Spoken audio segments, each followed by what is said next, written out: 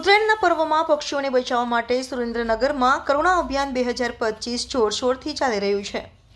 One વિભાગ, પશુપાલન વિભાગ અને સ્વયંસેવકોના સંયુક્ત પ્રયાસોથી ઘાયલ પક્ષીઓને નવજીવન મળી રહ્યું છે। આજે નાયબ મુખ્ય દંડક શ્રી જગદીશભાઈ મકવાણાએ વઢવાણ ખાતે સ્થાપિત સારવાર કેન્દ્રની મુલાકાત લઈને પક્ષીઓની સારવારની વ્યવસ્થાનું નિરીક્ષણ કર્યું।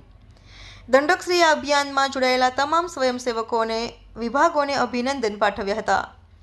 સુરેન્દ્રનગર જિલ્લાના ઘણા બધા સારવાર કેન્દ્રો સ્થાપવામાં આવ્યા છે, જ્યાં પક્ષીઓને યોગ્ય સારવાર આપવામાં આવી રહી છે। જો તમને ક્યાંય પતંગની દોરીથી ઘાયલ પક્ષી મળે તો તરત જ નજીકના સારવાર કેન્દ્રમાં પહોંચાડો। આપણે બધાએ પક્ષીઓને પ્રેમ કરવો જોઈએ અને તેમની સુરક્ષા માટે આગળ આવવું જોઈએ। ઉત્તરાયણની ઉજવણી કરતી વખતે પક્ષીઓને નુકસાન ન થાય તેનું ધ્યાન રાખવું જોઈએ। ખરેખર ખૂબ જ સરાહનીય કામ કરવામાં આવી રહ્યું છે।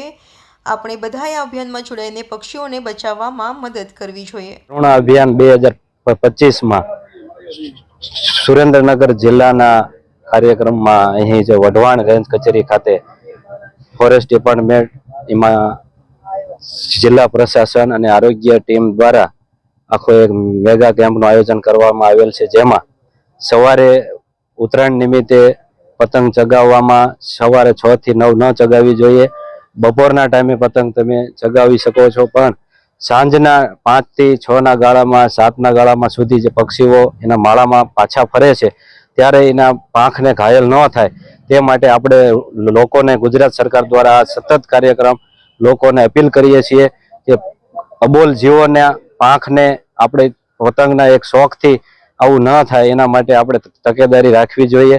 અને જે ઘાયલ થયેલા છે 10 તારીખથી 20 તારીખ સુધીના કરુણા અભિયાન કાર્યક્રમમાં જે ઘાયલ થયેલા પક્ષીઓની સારવાર અહીં અમે ટોટલ 52 જેટલા પક્ષીઓ સારવાર હેઠળ છે, એમાં 2 પક્ષીઓનું મૃત થયેલ છે, જેના પાંખને વધારે ઈજા થયેલ હતી। અસ્તુ આજે કેટલા સાહેબ પક્ષીઓ આવેલા છે?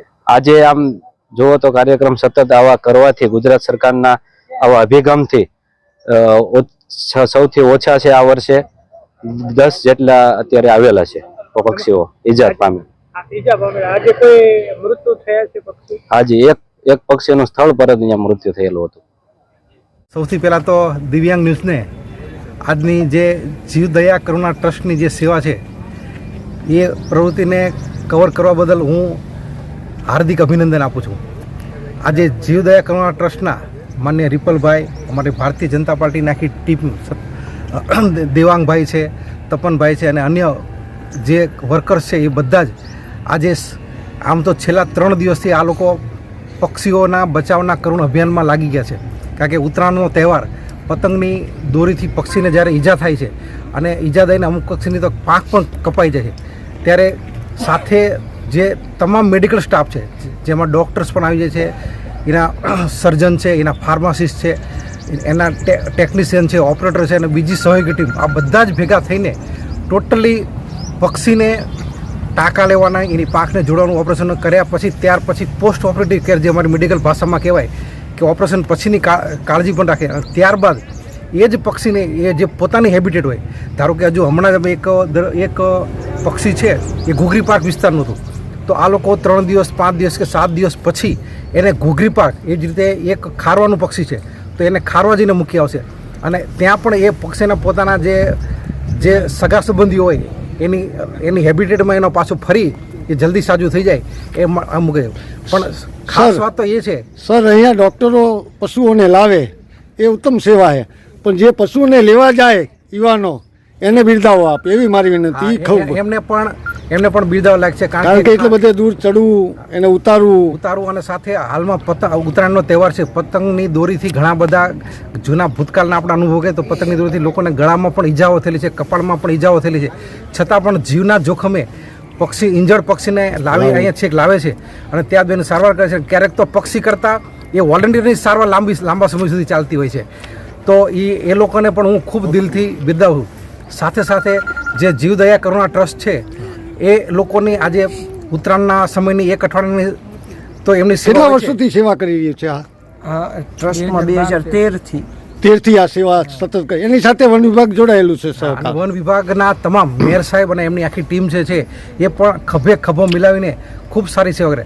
સાથે જે આ ટ્રસ્ટ છે એની બીજી પણ અનેક પ્રકારની સેવાઓ ખાસ છે, ખાસ કરીને એ લોકો એક એમ્બ્યુલન્સ વસાવેલી છે, જે એમ્બ્યુલન્સ દ્વારા જે પશુ હોય અને પશુને કોઈ પણ તકલીફ થાય તો તાત્કાલિક પહોંચી જાય છે. એ સિવાય અસ્થિર મગજના માણસો હોય, કોઈ રક્તપિત્તવાળા કોઈ દર્દી હોય તો એની પણ સેવા કરે છે.